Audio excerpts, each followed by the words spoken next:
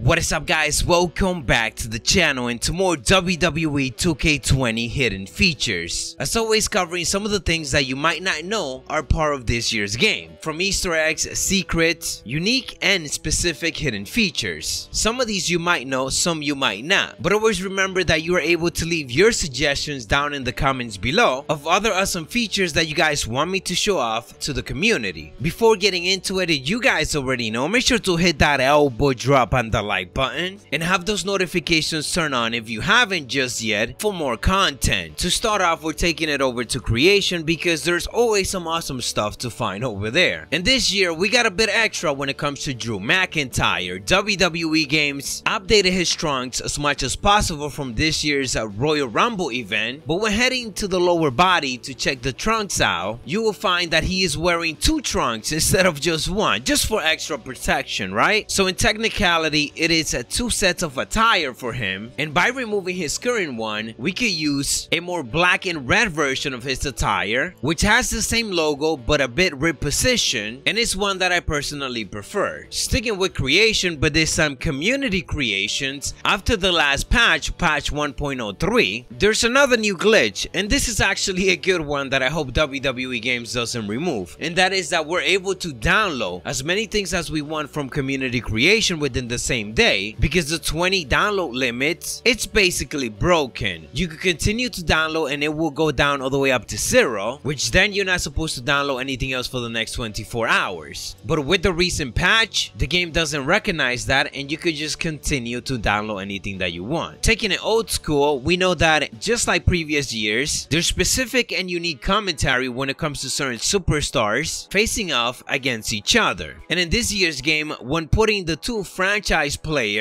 Goldberg and Sting against each other, the commentary referenced them not just during the match but also in the entrance. During Goldberg entrance, the commentary even acknowledged that Goldberg is about to face Sting and that it's going to be a heck of a match between the two WCW franchise player. Taking it up a notch, when getting into the match, more specifically in a WCW arena, the commentary team has some specific lines detailing the history of WCW. Even at one point, we have them referencing the fact that yes, the WCW championship is a prestigious one, but then Corey Graves goes on to make fun of the fact that it definitely is, except for when that writer won the championship, referring to Vince Russo, and also when the movie star won it, of course referencing David Arquette. They don't mention them by name, but it is an awesome reference.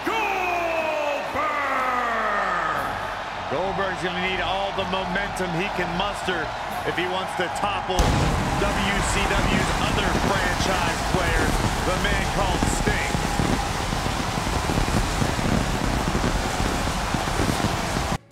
WCW was the biggest competitor to WWE for nearly 2 decades, even eclipsing WWE's popularity for a long time. So winning a WCW branded title is a big deal. Well, they called it where the big boys play for a reason. To be a champion in WCW meant you were among the best in the world. You're right, except for the times that that movie star and the writer won the title. Otherwise, it's pretty much been the best of the best.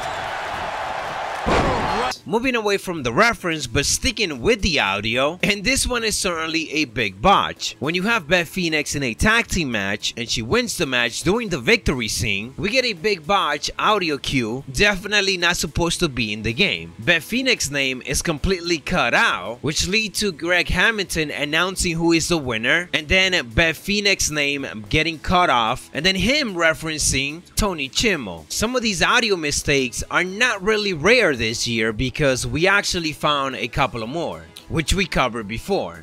Here are your winners, and the Rated R Superstar Edge.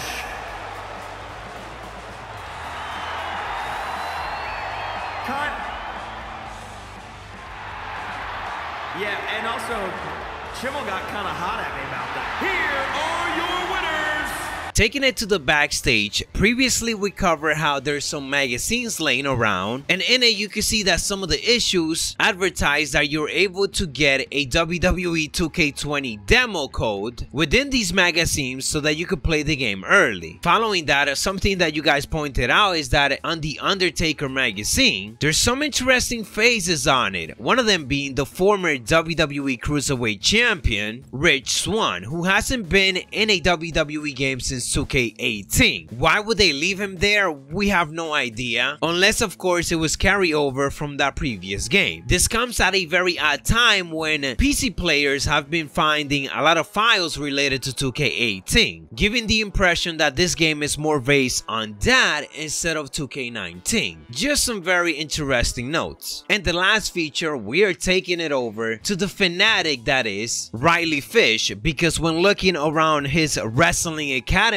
arena, there's a lot of awesome stuff. Multiple articles referencing legends' big moments for like Ric Flair, Hulk Hogan, Macho Man, Roddy Piper, and so on. It also showcased a lot of wrestling masks, of course, including the Mask Attacker from WWE 2K19 and multiple other variations of masks for current superstars, some that are not even available in creation. We also get to see multiple trophies, including the best in the world, Shane McMahon trophy. The one thing that I did find interesting is that they're hyping up an upcoming wrestling event called Global Meltdown and Fatal Fury, even featuring legends, and I wonder if this is related to an upcoming DLC. Maybe not, but sticking with it, when it comes to Macho Man, you can see that he is rocking a complete different attire than what he actually has in the game this year, and come to find out that much like Hulk Hogan having his own Hollywood Hulk Hogan unused model, Macho Man also has this model that is unused in the game but are found in the PC files. The crazy thing is that this one even looks almost better than the one that we got right now, so I could only hope that it get patched in and we could get some of that free stuff, but who knows. Anyways guys, that is what I got for you in this WWE 2K20 hidden features episode. If you enjoyed, don't forget to elbow drop it. Let me know your suggestions down in the comments below of anything else that you want me to cover and share it to the community. Have those notifications turned on to not miss any of the upcoming content, and we're on the road to 200,000 subscribers. I'm Macho T,